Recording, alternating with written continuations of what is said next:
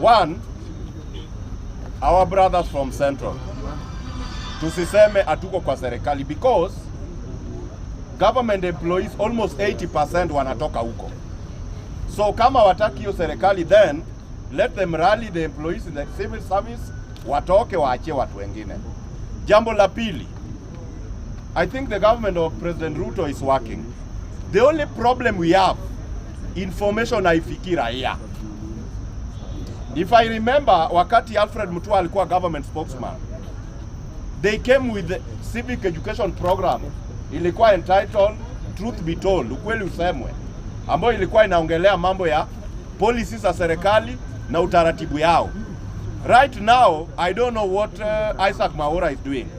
I think they need to put the house in order ili watupatie kasi rahisi, because wengine wetu we understand what the government is doing, but walio wengi ambao wanapinga from the point of ignorance, na hiyo inatokana na kwamba watu wako huko ni mshahara wanakula. People do not know what the government is doing or the long strategic plan the government has. I rest my case.